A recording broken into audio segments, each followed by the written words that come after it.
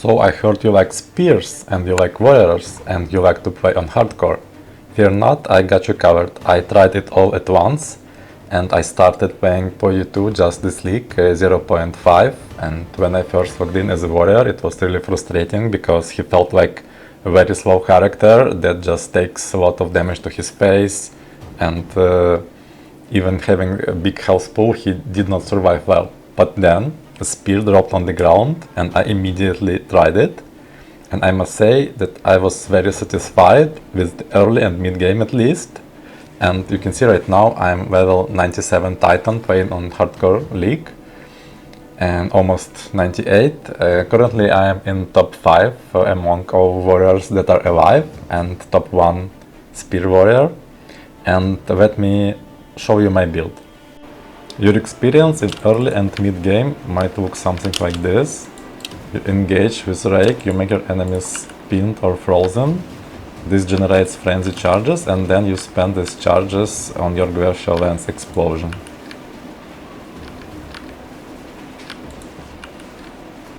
If you find yourself in a situation against a very dangerous rare opponent or boss, you can use a simple trick to keep the distance. Use Rake, disengage, Rake, disengage, Rake, disengage, and you can shoot him from distance also with your projectile attack. For the skills, my main DPS skill during the playthrough was Glacial Lance. You can see it here. It has Elemental Armament 2, Rapid Attacks 2, Deliberation, Ice Bite 2 and Perpetual Charge. What increases the damage of the Glacial Lance? If you can use a Frenzy Charge and consume it, it will explode and deal more damage. To enable Frenzy Charges, we use this Combat Frenzy Spirit Gem with Charge Profusion 2, and I also put Vitality 2 here for survivability.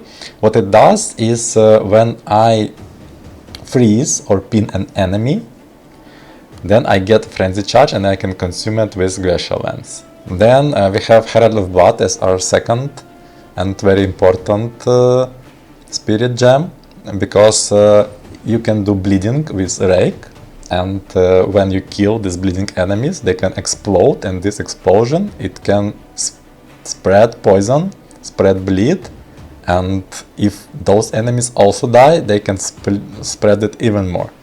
Then we have a Wind Dancer. Although I do not have evasion because I convert everything into armor, it allows me additional survivability because when I am being hit the enemies are knocked back and they take damage. And when they take damage, they of course can build me a pin build up that will also help us with getting our frenzy charges. Then we have Rake and Disengage. I use Rake to apply bleed to the enemies and Disengage to escape from like big packs of monsters if you are in danger. Also a good skill is Refutation. It makes you nearly immortal because you just block everything except for huge boss hits for 6 seconds just by spending your ward, and it also helps with the survivability a lot. The Chain Sting Spear will be available starting from level 10 and you can corrupt it for one more socket. Just make sure that you improve quality and add first socket beforehand, and you will be using this weapon up until level 38, where you can replace it with its own Runeforged version.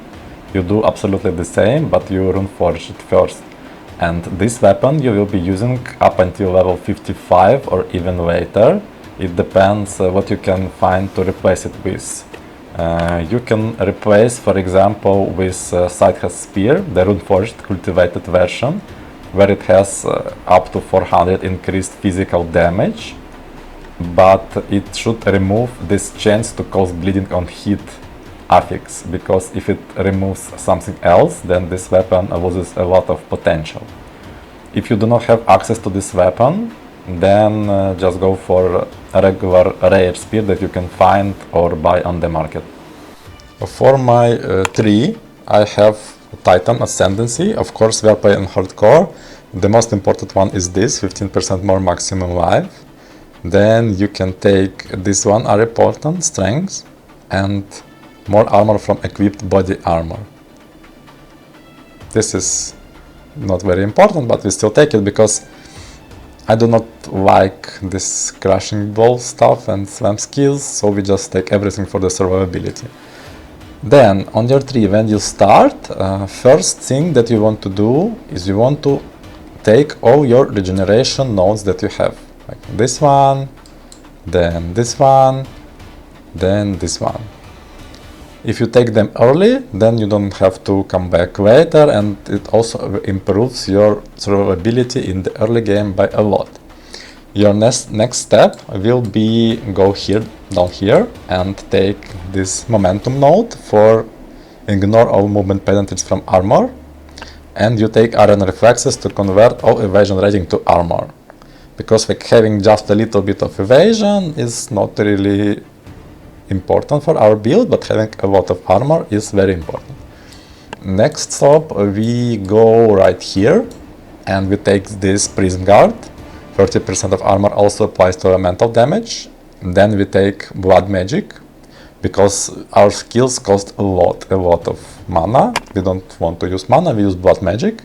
Here you can take your usual javel sockets.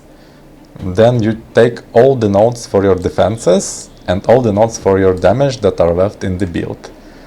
You can do it in any order after you get these 3 key points.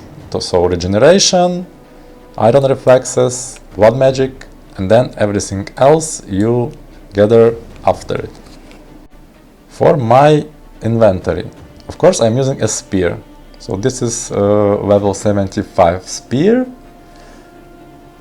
What's important here is +2 to level of all attack skills. You can take onslaught, and also attack speed is very important, and dexterity is nice to have, but it's like on the lower end of our priorities. What you want to do is you want to gather like lots of defenses, like life, socket life, a lot of armor.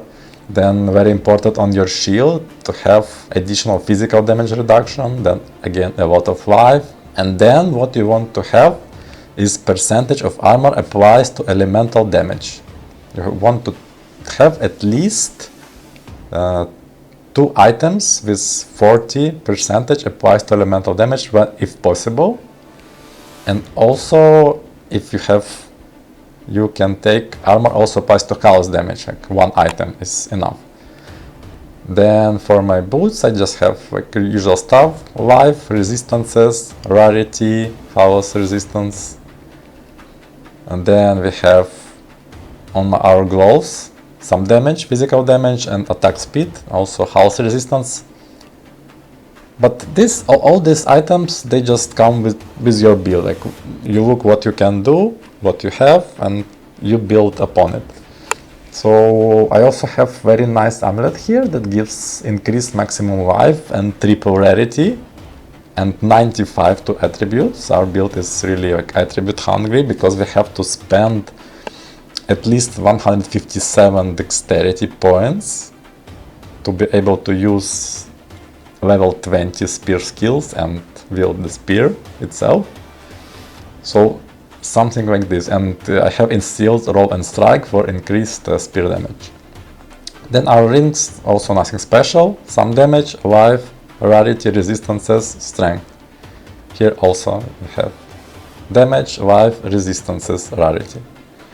Then I have some unique items in this build, although they are not required. Like, you can absolutely run it without the uniques, you just will have less armor, but you still want to aim for the highest life as possible, like aim for 5000 life, that's your goal, and having 35,000 armor is okay. And also 100,000 armor applies to elemental damage.